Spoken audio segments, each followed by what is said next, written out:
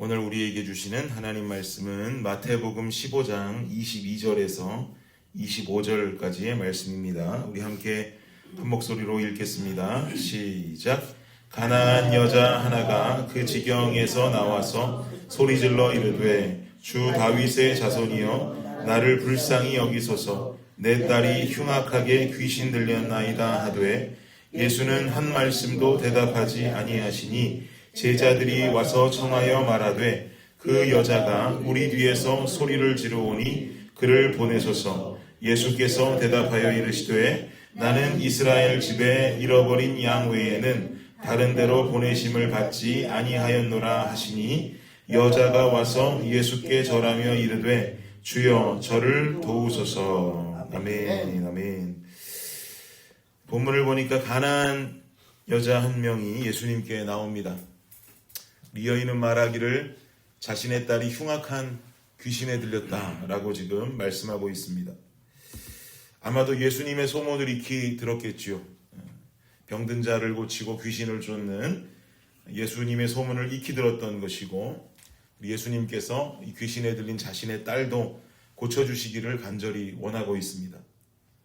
그러나 한 가지 문제는 이 여인이 가나안 사람이라는 것입니다. 이방 여인이라는 거죠. 구약에 드러나는 가나안 사람이라고 하면 늘 이스라엘과 적대 관계에 있는 자들입니다.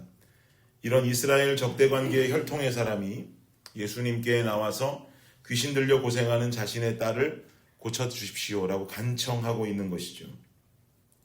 보통 예수님께서는 이렇게 말씀을 보면 병을 고쳐달라고 하는 어떤 그런 간청이 있을 때 즉각적으로 반응하는 모습을 일관적으로 보여오셨습니다. 그런데 이 사건에서는 조금 예수님의 모습이 다릅니다. 23절을 함께 한번 보시면 23절 읽겠습니다. 시작. 예수는 한 말씀도 대답하지 아니하시니 제자들이 와서 청하여 말하되 그 여자가 우리 뒤에서 소리를 지르오니 그를 보내소서. 아멘. 가나안 여인이 지나가는 예수님께 외치기를 주 다윗의 자손이여 나를 불쌍히 여기소서 내 딸이 귀신에 들렸습니다 라고 막 소리치며 외치는데 방금 읽었던 23절을 보니까 예수님은 한 말씀도 대답하지 않으셨다라고 기록합니다. 예수님 귀에 이 여인의 소리가 들리지 않았던 것일까요? 예수님이 이 여인의 간청에도 침묵으로 일관하시자 이제는 제자들이 나서기 시작합니다. 저 여인이 뒤에서 저렇게 소리 지르고 있습니다. 예수님. 저 여인을 명해서 돌려보내시지요 라고 이 제자들이 예수님께 말합니다. 그러니 예수님께서 이 여인의 목소리를 듣지 않으셨던 것도 아니고 제자들이 예수님께 말하니 예수님은 이 사실을 모르셨던 것도 아닙니다. 그 말을 들은 예수님께서 뒤에 이어서 말씀을 하시는데 이 말씀이 조금 의아합니다. 24절을 보시면 읽겠습니다. 시작. 예수께서 대답하여 이르시되 나는 이스라엘 집에 잃어버린 양 외에는 다른 데로 보내심을 받지 아니하였노라 하시니. 아멘. 나는 이스라엘 집에 잃어버린 양 외에는 다른 자들에게 보내심을 받지 않았다. 즉 이 여인의 부탁을 들어줄 수 없다는 거죠. 이 가나안 여인의 부탁을 들어줄 수가 없다. 언뜻 보면 너무 예수님께서 매몰차 보이고 냉정해 보이는 것처럼 보입니다. 예수님은 지금까지 이런 모습을 보이신 적이 없었는데 뭔가 다른 예수님의 반응이 이어지니까 이 글을 읽고 있는 독자된 우리들도 좀 의아합니다. 그러나 예수님께서 이렇게 말씀하시는 데는 그만한 이유가 있겠죠. 제자들과 이 여인 그리고 예수님을 따르는 무리들이 있었을 것인데 이들이 꼭 알아야만 하는 사실이 있었습니다. 그것은 바로 하나님 나라의 영적인 질서였습니다. 예수님이 이 땅에 오신 이유는 구약에서부터 예언되어진 구속사적인 하나님의 역사를 완성하러 오셨습니다. 그래서 예수님께서는 우선적으로 유대인들의 구원이 중요했고 그리고 이 이스라엘을 구원함으로 말미암아 이스라엘을 통해 이방인들에게까지 구원 역사가 흘러가게 하는 것. 이것이 바로 구약시대에서부터 전해져 왔던 구속사적인 관점이자 하나님의 약속이라고 볼 수 있지 않겠습니까? 이것이 바로 하나님께서 일하기 원하시는 순서였단 말이죠. 그래서 예수님 침묵하셨던 거예요. 그리고 예언된 하나님 말씀을 그대로 지키기 위해서 노력하셨지요. 그렇다고 침묵 중에도 이 가나안 여인의 음성을 외면하셨는가? 아닙니다. 다 듣고 계셨습니다. 그리고 제자들의 이목과 이 여인의 이목과 또 주변에 예수님을 따르는 자들의 이목이 함께 집중되어졌을 때 예수님께서는 하나님 나라의 질서, 즉 하나님의 일하시는 순서에 대해서 알려주신 것입니다. 그걸 선포하신 거예요. 그 후에 이 여인의 간절한 간구가 한 번 더해지면서 예수님은 결국 이 뒤에 나오는 본문의 내용을 보게 되면 결국 그 딸에게 들린 귀신을 쫓아내어 주시는 회복의 역사를 이루게 되시죠. 우리가 이 모습을 보면서 알 수 있는 하나님의 마음은 무엇일까요? 여러분, 때론 우리의 기도가 간절한 기도임에도 불구하고 하나님께서 침묵하시는 것처럼 여겨질 때 있습니다. 주님은 내 기도 들으시지 않는 것 같고 아무 일도 하지 않으시는 것처럼 여겨질 때가 있습니다. 그러나 주님이 내 기도를 듣지 않으시는 것도 아니요, 나에게 관심이 없으신 것도 아니라는 거죠. 하나님의 일하심에는 순서가 있다는 것입니다.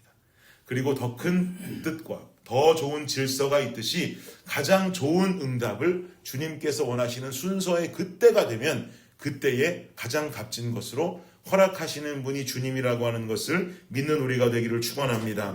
주님의 응답은 가장 선하시기 때문에 그 선하신 응답이 주어지기까지는 하나님의 주관적인 시간과 주관적인 때가 필요하다는 것입니다. 주님의 주권적인 순서가 응답의 때가 되었을 때 주님께서는 반드시 우리에게 응답하십니다. 그럼 우리는 그때까지 뭐 하고 있으면 될까요?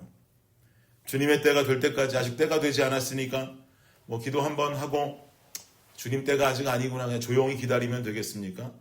오늘 본문을 보니까 그렇지 않다는 거죠. 가나안 여인은 끊임없이 부르짖었다는 거예요.